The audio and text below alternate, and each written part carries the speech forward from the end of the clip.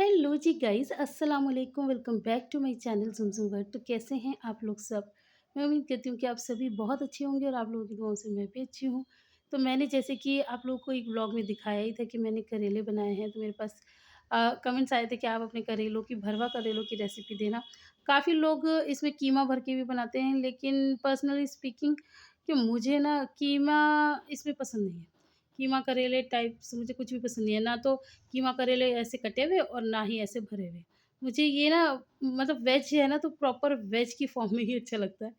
तो मैं किस तरीके से बनाती हूँ, मैं आपको बस वो दिखा रही हूँ, बाकी इस दुनिया में सब बहुत अच्छा-अच्छा बनाते ही हैं। तो हमारा मतलब मेरा ये स्टाइल नहीं है, ये मेरी सासू माँ का स्टाइल है, तो जो कि मैं आप लोगों के साथ शेयर करूँगी। तो यहाँ पर ना करेलों की जो स्किन होती है, उसको अच्छे से निकाल लेना है और अंदर से भी जो उसका मतलब जो भी गूदा जिसे कहते हैं, वो सब भी निकाल के अलग कर लेना है और उसको नमक लगा के मैंने रख दिया था कम से कम आधे घंटे के लिए। ज़्यादा टाइम हो तो ज़्यादा भी रख सकते हैं और उसके बाद अब मैं इसे वॉश कर रही हूँ अच्छे से। इससे क्या होगा, जितना इसके अंदर नमक भी मैंने ज़्यादा ही डाला था, 1.5 चम्मच इसमें डाला था। तो इसमें ये होगा कि जितना नमक है वो भी निकलेगा और उसके साथ-साथ इसका कड़वापन भी निकलेगा। अच्छा, उसके साथ ही मैंने ना काफ़ी लोगों को देखा है ये बोलते हुए, हमारे करेले बिल्कुल कड़वे नहीं होते। यहाँ तक कि यूट्यूब पे भी जो भी रेसिपी होगी ना, हर यूट्यूबर यही कहेगा, मेरे करेले बिल्कुल कड़वे नहीं होते। लेकिन मैं मान ही नहीं सकती कि किसी ये मैंने करेले भी धो लिए हैं। अच्छा, इन करेलों में भी मैंने नमक लगा दिया था और इनको भी आधे घंटे के लिए रख दिया था और फिर उनको वॉश करके छन्नी में डाल दिया। तो यहाँ पर बस थोड़ा-सा तेल ले लिया है और यहाँ पर मैं प्याज़ काट रही हूँ एक स्टाइल में। हाँ, तो कंप्लीट करते हैं अपनी बात कि मैं मान ही नहीं सकती कि किसी के करेलों में हल्का-फुल्का, हाँ, ये होता है किसी के में बहुत ज़्यादा कड़वापन होता है, बहुत ज़्यादा तो नहीं, लेकिन करेले का नाम है। अब आप ये बात कर रहे हो कि मतलब आम है, लेकिन आम में आम का स्वाद नहीं आएगा, ऐसे कैसे हो जाएगा भाई? आम, आम है, आम की खुशबू, आम का स्वाद तो रहेगा ही। भले ही खट्टा होगा, भले ही मीठा होगा, भले ही गला हुआ होगा, भले ही सड़ा हुआ होगा, लेकिन आम तो आम ही रहेगा ना, आम अमरूद तो नहीं बन जाएगा।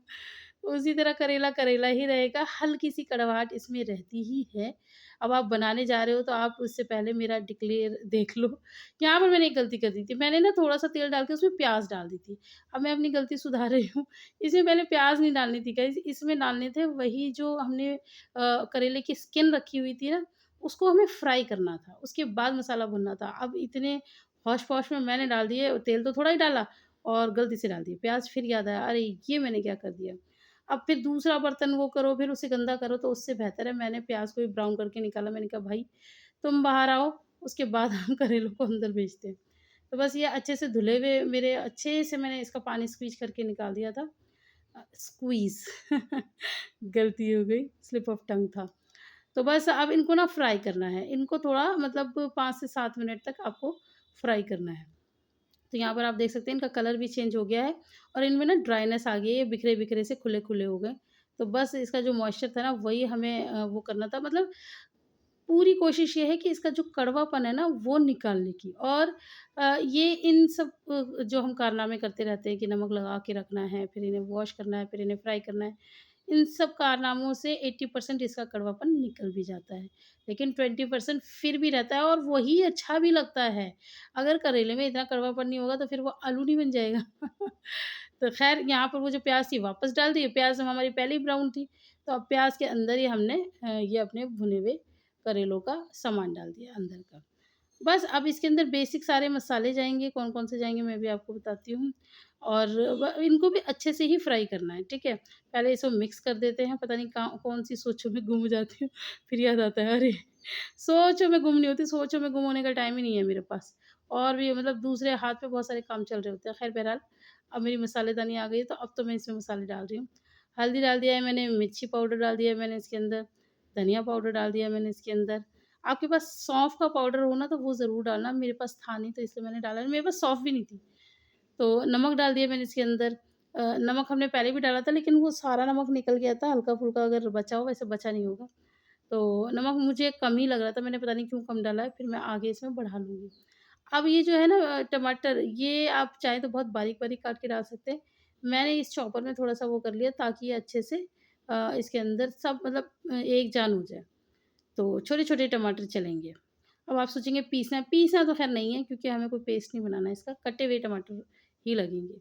टमाटर डाल के हमने इसे थोड़ा-सा गलने के लिए रख दिया था और टमाटर का थोड़ा पानी भी सूखेगा ना, बस इसकी करनी है अच्छे से भुनाई, खूब बढ़िया से इसमें वो गरम मसाला वगैरह कुछ भी नहीं जाएगा गाइस इसमें, बल्कि उससे टेस्ट और ख़राब होता है। तो कहते हैं ना जो चीज़ जैसी है उसे उसी तरह से बनाना चाहिए। एडिशन आप कर सकते हैं लेकिन अननेसेसरी कुछ एडिशन भी कभी-कभार अच्छे नहीं होते। तो उसका ऑथेंटिक तरीका चला जाता है। यहाँ भूल गई, मतलब आज इतना भूले जा रही हूँ वो सब निकाल लिया, फिर चखा तो नमक भी कम था और खटाई डालना भूल गई, फिर वापस कढ़ाई में डाला क्योंकि प्लेट में फिर मैं अच्छे से मिक्स नहीं कर पाती ना। तो यहाँ पर खटाई और थोड़ा नमक कम था, वो मैंने इसके अंदर डाल दिया, उसको मिक्स कर रहे हैं, गैस हमारी बंद है। ये बस कढ़ाई में वापस सिर्फ़ इसलिए डाला कि कढ़ाई में अच्छे से ये मिक्स हो जाएगा। और बस इसे अच्छे से मिक्स देने के बाद अब हम इसे वापस प्लेट के अंदर ट्रांसफ़र करेंगे क्योंकि हम इसे ठंडा करेंगे। अब ऐसे गरम-गरम तो नहीं जाएगा ना किसी के अंदर। यहाँ इतना टेस्टी था ये, मतलब ऐसा हो जाता है ऐसे ही खाने लग जाओ। मुझे बहुत ज़्यादा टेस्टी लगता है। करेले एक ऐसी डिश है आप मुझे रोज़ दे दो मैं रोज़ खा लूँगी। मैं करेले से कभी बोर नहीं होती। करेले हो गए, पनीर हो गया, ये कुछ-कुछ चीज़ें मुझे बहुत ज़्यादा पसंद है। लेकिन अच्छा बना हुआ होना चाहिए क्योंकि ये मतलब एक से एक हॉरिबल भी बना देते हैं लोग बाग। बस अब पंखे में बैठ के करने वाला काम है। अब भई जिनके घर मतलब जिनके परिवार में लोग बहुत सारे हैं, उनके यहाँ तो बहुत सारे बनते हैं। मेरे लिए तो ये आधा किलो भी बहुत ज़्यादा थे। आप ही लगा लो बस मैंने और भैया ने खाए। भैया ने तो बेचारों ने 1 खाया है, मैं बाकी सारे मैंने ही खाए हैं, आपके जीजू ने हाथ नहीं लगाया। अच्छा इनकी एक और बात है, ये वैसे खा लेते जैसे मम्मी बनाएँगी ना घर पे तो भले ही खा लेंगे, लेकिन मैंने 2 बार बनाए। एक बार पहले भी बनाए थे तब भी इन्होंने नहीं खाया। एक भी करेला नहीं खाया मेरा। और जैसे मम्मी भेजती है ना मेरे लिए 2-4 जो भी, उसमें से मैं दूँगी तो उसमें से खा लेते। लेकिन अब नहीं दूँगी, अब मैं अपने पास ही रखूँगी अपने करेले, मैं और मेरे करेले बस। और बनाऊँगी तो ख़ैर हूँ ही नहीं, आप लोगों को पता है मैंने कसम खाई है। इसलिए नहीं खाई कि बुरे बने थे। यहाँ पर ना सारे फिल करके हमने इसे धागे से अच्छे से लपेट के और रख लिया तैयार करके। इसलिए खाइए क्योंकि कोई खाता नहीं है, इतनी मेहनत करो तो इससे अच्छा मम्मी बनाती हैं, तो मम्मी को पता है मुझे पसंद है तो मम्मी मुझे भिजवा देती है। तो वो चीज़ है। पता है कहीं न कहीं मेहनत करना वहाँ अच्छा लगता है जहाँ सब खाने वाले हों। जब कोई खाने वाला नहीं होता ना, अब मैं मम्मी से रिलेट कर पाती हूँ। यहाँ पर तेल डाल के और सारे करेले डालने हैं, इसमें बिल्कुल भी पानी नहीं डालना और ढक के रख देना है। तो मैं ये कहती हूँ मैं मम्मी से रिलेट कर पाती हूँ। मम्मी कहती हैं कि मैं कुछ भी नहीं जैसे कूंडे वगैरह नहीं बनाती कि कोई खाने वाला नहीं, कोई खाने वाला नहीं। वाक़ई में जब कोई खाने वाला नहीं होता ना तो एक औरत अपने लिए तो कुछ भी नहीं करती। यहाँ पर मैं पता नहीं क्यों इतना फूहड़पन दिखा रही हूँ, मेरे पास चिमटा है, तब भी पता नहीं कई बार ना मैं मेंटलपन तो करती हूँ काम और ज़्यादा बढ़ाने के लिए। अब ये छुरी से पता नहीं क्यों इन बेचारों करेलों को करने में पलटने में लगी हुई हूँ, अपना हाथ जला रही हूँ, गरम-गरम करेले कई बार ना फिर बाद में हँसी भी आती है अपने ऊपर कि इतना मेंटलपन दिखाने की ज़रूरत नहीं थी। चिमटे से बहुत आराम से ये पलट जाते। अब इनको ऐसे करने की कोशिश तो करी थी कैसे हो जाएँगे पूरा फ्राई पैन तो भरा पड़ा। फिर अपना चाकू ले आई फिर इसको अलट-पलट मतलब आप ये समझ गए होंगे मेरे मेंटल पने पे फूहड़पने पे ना जाएँ। आप बस ये समझ लें कि इसको चिमटे से अलट-पलट हर तरीके से आपको इसे सेक लेना है। हर तरफ इसकी आँच होनी चाहिए, आड़ा-टेढ़ा, ऊँचा-नीचा सब करके ये देखिए। तो बिल्कुल पानी-वानी कुछ नहीं जाएगा, ये इतने तले-तले इतने अच्छे लगते हैं गाइस बस मैं क्या ही बताऊँ आपको। तो यहाँ पर मैंने ढक के रख दिया है और 2 मिनट के लिए और उसके बाद हमारे करेले बन के हो गए तैयार। तो यहाँ पर आप मेरी प्लेट देख सकते हैं, प्लेट एकदम टिपिकल है, रायता है, रोटियाँ हैं और मेरे करेले। तो आप भी बनाइए और मुझे कमेंट करके बताइए कि कैसे बने।